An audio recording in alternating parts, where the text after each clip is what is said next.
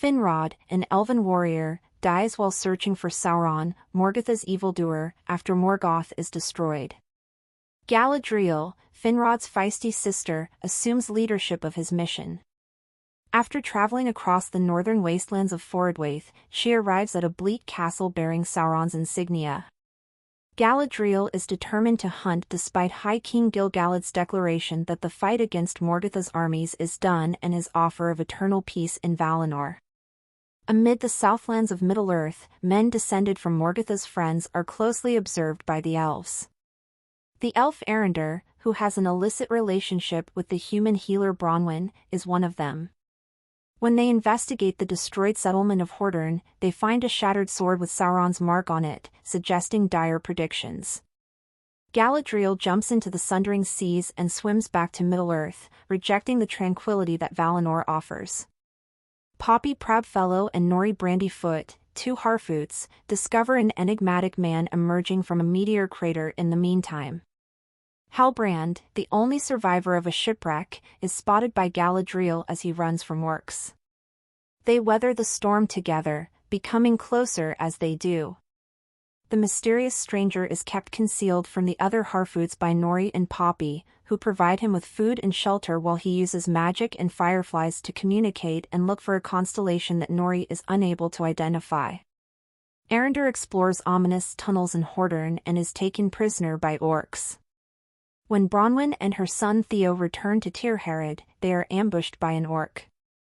They drive the beast away and convince everyone in the town, including Waldreg, the proprietor of the tavern, to leave their houses.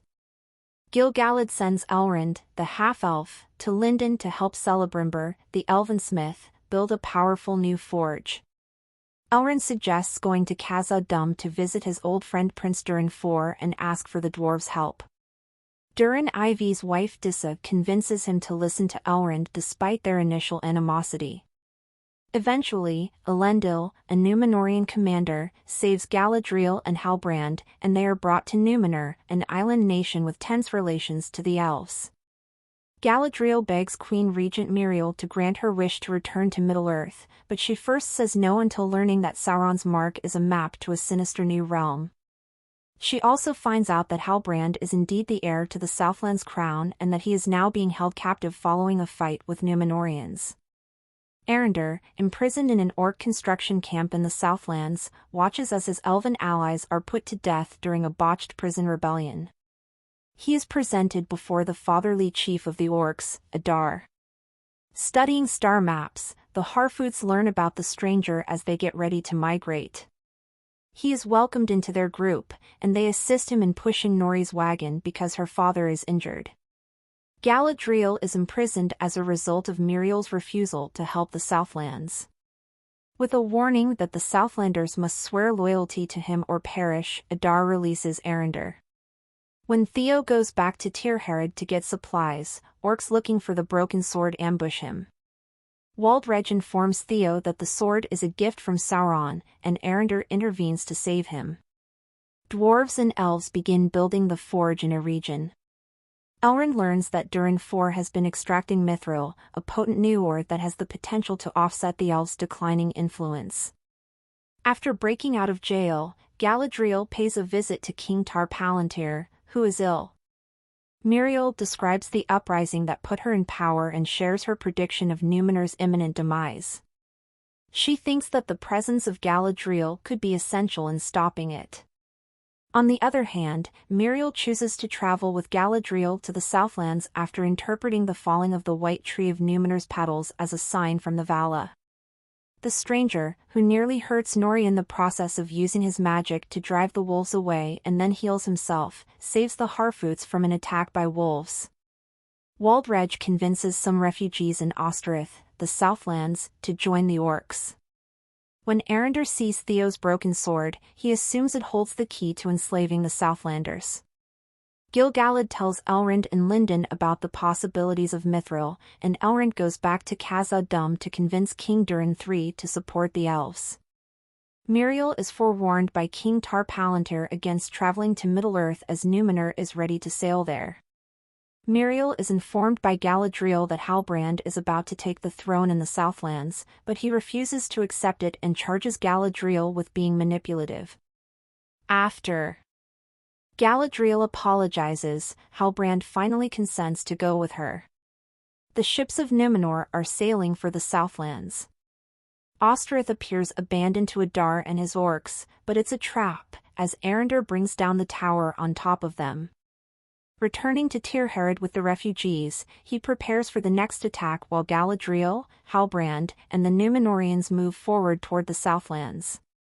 Eärendil conceals the shattered sword since he is unable to destroy it. When orcs attack Tirharad that evening, the villagers learn that some of their dead adversaries were Waldreg's adherents. Adar shows up as Bronwyn is wounded by the orc archers. As Adar tries to flee, Theo divulges the location of the sword in order to save Bronwyn. When Númenóreans show there, they kill or seize the last few orcs. Adar is taken prisoner by Galadriel and Halbrand, who question him. Halbrand is acclaimed as the Southlands king. Theo notices the sword is missing. It turns out that Waldreg used it to break through a dam, allowing water to flow via orc tunnels and into a chamber of lava beneath Orodruin, igniting a volcanic eruption that wreaks havoc across the Southlands. Amidst the fire and ash, Galadriel awakens and discovers Theo. As Miriel goes blind, it is assumed that Elendil's son Isildur has passed away. When the Harfoots arrive at their location, the volcano has destroyed the orchard. In an attempt to fix it, the stranger puts Nori and her sister in peril.